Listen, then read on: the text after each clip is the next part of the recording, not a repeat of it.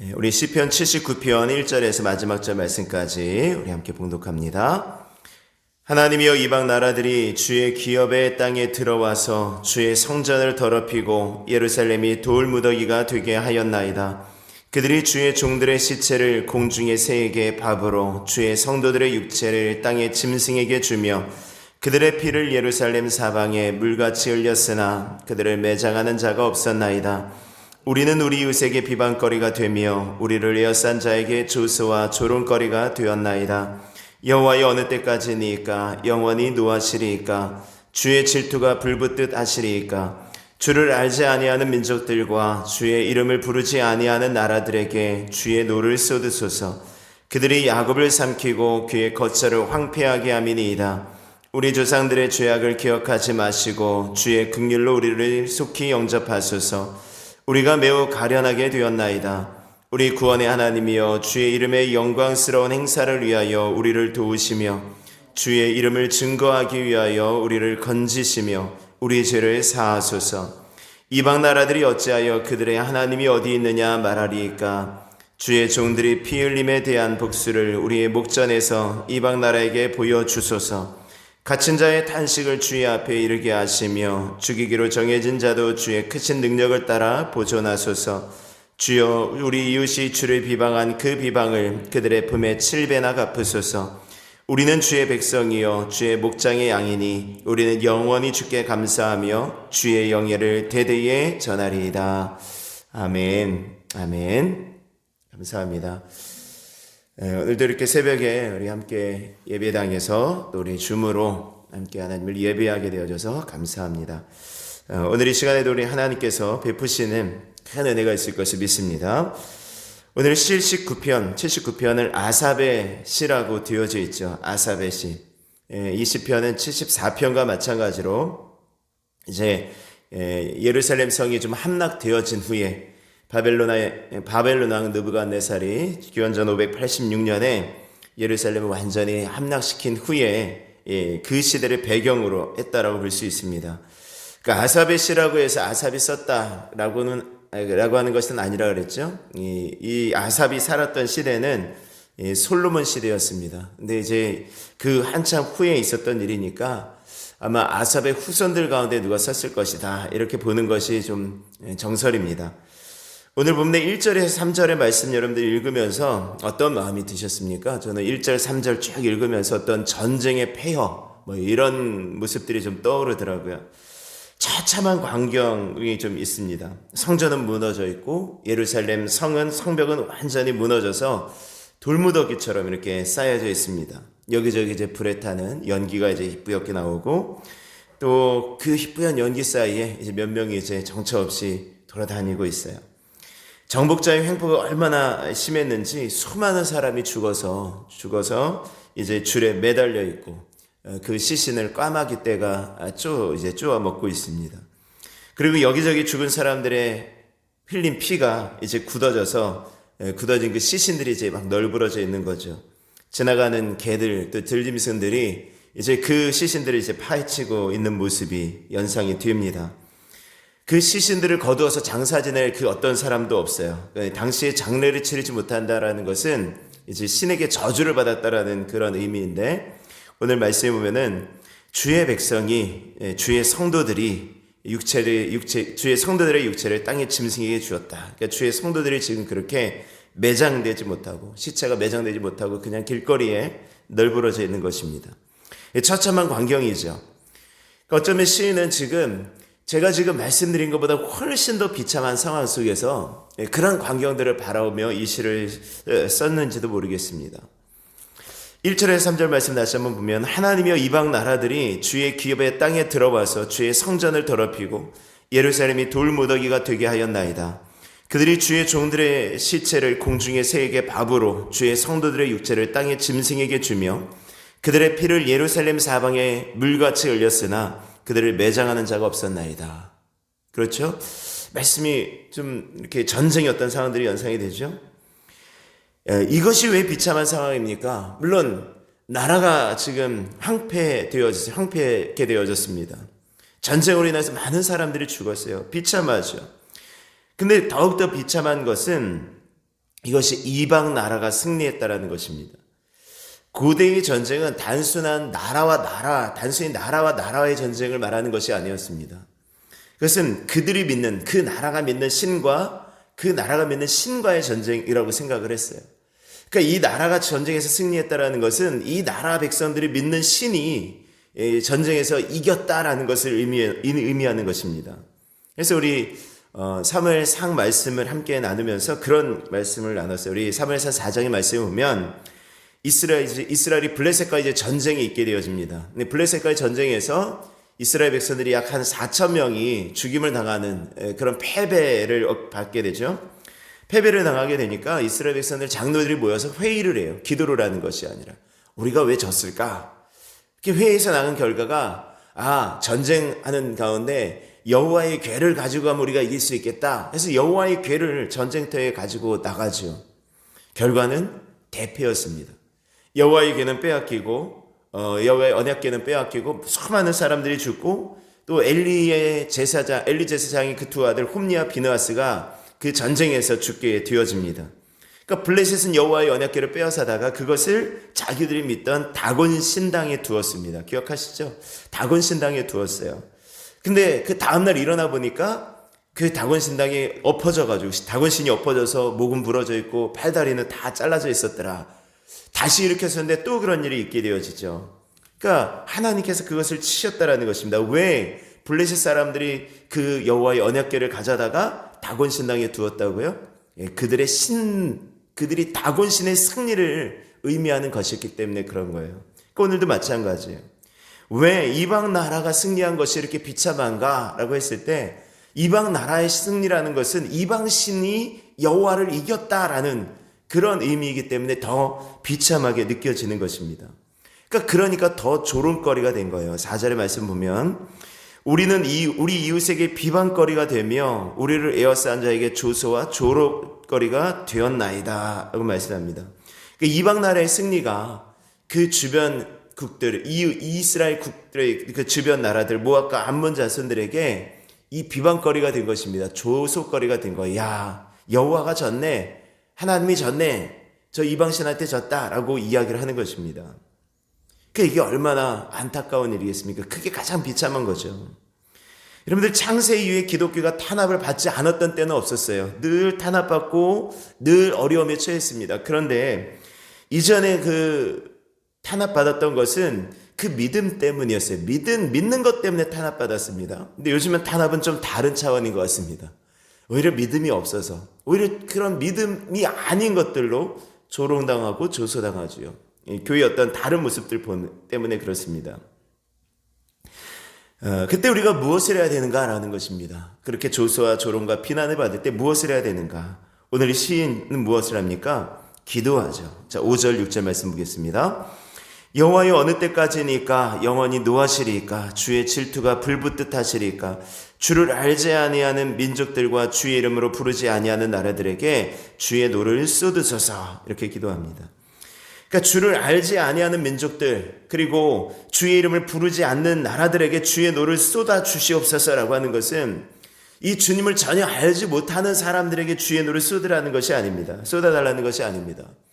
하나님을 듣기는 들었어요. 그런데 마음이 그냥 닫혀진 것입니다. 완고해진 것이죠. 알기를 거부한, 그러니까 하나님을 알기를 거부한 민족들, 그리고 하나님의 능력을 믿고 구하지 않는 그런 나라들에게 하나님의 노를 쏟아달라라고 말씀하는 것입니다. 기도하는 것입니다. 여러분들 주변에 보면 기독교를 가장 반대하고 핍박하는 사람들이 누구입니까? 전혀 기독교에 대해서 알지 못하는 사람들이 아니에요. 정말 교묘하게 핍박하고 정말 교묘하게 힘들게 하는 사람들은 오랫동안 교회에 다녔던 그런 교회에 몸담고 있었던 사람들이에요. 교회 문 닫고 있었던 사람들.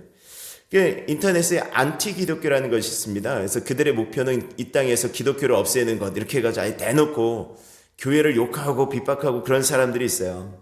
그렇게 아주 그냥 그거를 그냥 사명으로 알고 하는 사람들이 있습니다. 근데 놀라운 사실은 그들이 하나님을 모르는 것이 아니다라는 것입니다. 교회에 대해서 모르는 것이 아니에요. 말씀을 너무 잘 알아요.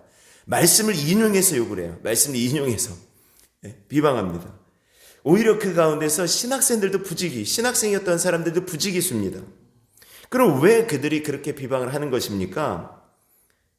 교회에 다니면서 하나님께 대하여 들었던 그런 모든 말씀들이 더 이상 알기를 거부했다라는 것 아닙니까? 그냥 마음을 닫아버린 것입니다. 어느 순간 어느 때에 소용없구나 뭐 이랬는지, 내가 믿어도 별로 다를 것이 없구나 뭐 이랬는지, 뭐 상처받는 그것들 때문인지, 어찌됐든 하나님을 더 알기를 지금 거부하고 아주 욕하고 아주 핍박을 한다라는 것입니다.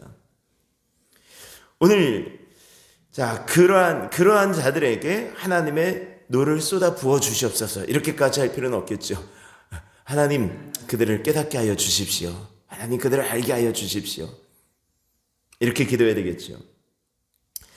이렇게 또 기도하는 것입니다. 또 무엇입니까? 8절의 말씀에 보면 우리 조상들의 죄를 기억하지 마시고 주의 긍휼로 우리를 속히 영접하소서. 우리가 매우 가련하게 되었나이다 라고 말합니다. 그러니까 시인은 이 땅에 왜 고난이 왔는지를 하나님 앞에 기도하면서, 하나님 이것이 우리의 죄 때문이고 우리의 조상들의 죄 때문이라면 하나님 우리의 조상들의 죄를 기억하지 말아 주십시오 라고 기도하는 거예요.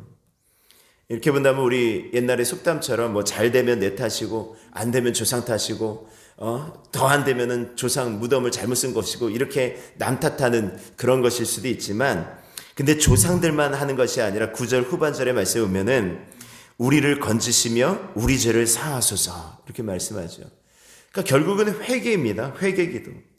나의 죄를 용서해 달라라고 기도하는 것뿐만이 아니라 나뿐만이 아니라 우리 모두의, 우리 조상들까지 이 땅의 모든 죄를 주님 용서하여 주시옵소서라고 기도하는 거예요.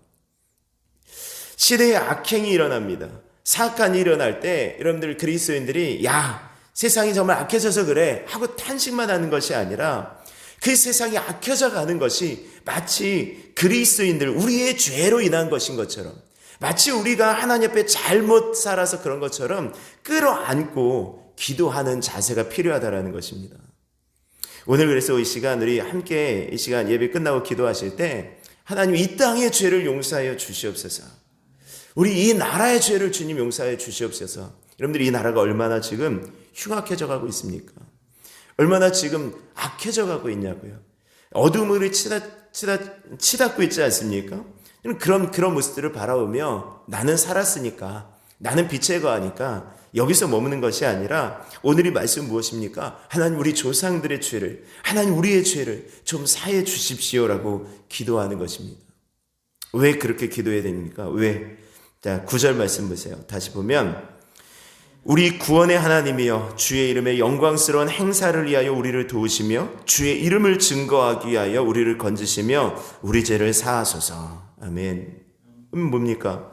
이것이 우리의 영예를 위한 것이 아닙니다. 하나님 이것이 우리가 잘 먹고 잘 살기 위한 것이 아닙니다. 하나님 우리가 이렇게 기도하고 이 땅을 위해서 기도하고 우리 교회를 위해서 기도하고 이 지역과 이 사회를 위해서 기도하는 것은 하나님의 영예를 위한 것입니다. 하나님의 영광을 위한 것입니다. 주의 이름의 영광스러운 행사를 위한 것입니다. 하나님의 이름이 높임을 받기 위한 것입니다. 라는 것입니다. 여러분들 그것을 놓고 기도해야 되는 거예요. 결국은 하나님께 영광을 돌리는 것이 무엇이라고요? 하나님의 이름을 높이는 것이 무엇이라고요? 여러분들 이 땅을 품고 기도하는 거예요. 이 땅의 황무함을 보소서. 하늘의 하나님 긍휼을 베푸시는 주여, 우리의 죄악 용서하소서. 이 땅 고쳐주소서. 여러분들 그런 마음으로 기도하시는 것입니다. 왜요? 그것이 하나님의 영광을 위한 것이고 그것이 하나님의 이름을 높이는 것이기 때문입니다. 이스라엘 패배는 그 여호와의 패배를 의미하는 것이라고 했지 않습니까? 적어도 이방 나라 사람들을 그렇게 믿고 지금 조롱하는 거예요. 그러면 지금 이 시대가 이렇게 악해져가는 이 시대에 여러분들이 일어나셔서 우리 이 땅을 위해서, 물론 우리의 삶을 위해서, 우리 주변에 일어나고 있는 나와 내 가족을 위해서 기도하지만 더 넓게 하나님 이 땅을 고쳐 주시옵소서. 여러분들 하나님의 영광을 위해서 꼭 기도할 수 있는 은혜가 있기를 원합니다. 그리고 이제 13절 말씀에 저는 쭉 말씀을 준비하면서 이 13절 말씀에서 너무 감동이 되는 거예요. 근데 13절 한번 읽습니다. 시작. 우리는 주의 백성이요 주의 목장의 양이니 우리는 영원히 주께 감사하며 주의 영예를 대대에 전하리이다. 아멘. 여러분들이 지금 상황이 어떤 상황이라고 말씀드렸습니까? 서두에 말씀드린 것처럼 전쟁의 지금 폐허를 아마도 지금 시인이 그런 상황을 지금 바라보면서 쓰고 있는 것 같다라고 말씀드렸죠. 정말 처참할 대로 처참한 그런 환경 속에 하나님 우리를 고쳐주시옵소서, 하나님 우리의 죄를 용서하여 주시옵소서라고 기도한 다음 마지막에 우리는 주의 백성이요 주의 목장의 양이니 우리는 영원히 주께 감사하며 주의 영예를 대대로 전하리이다.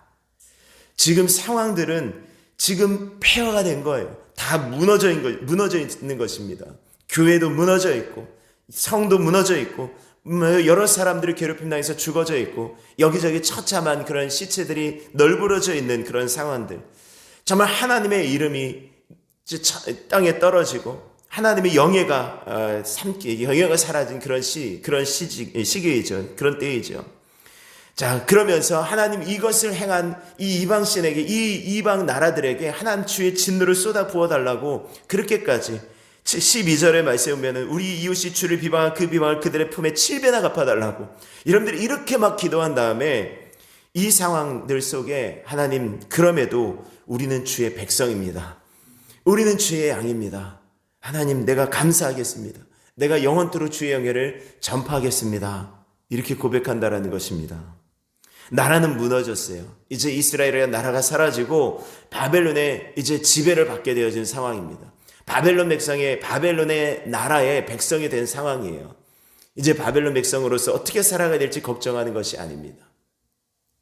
우리는 주의 백성입니다. 그럼에도 우리는 주의 백성입니다.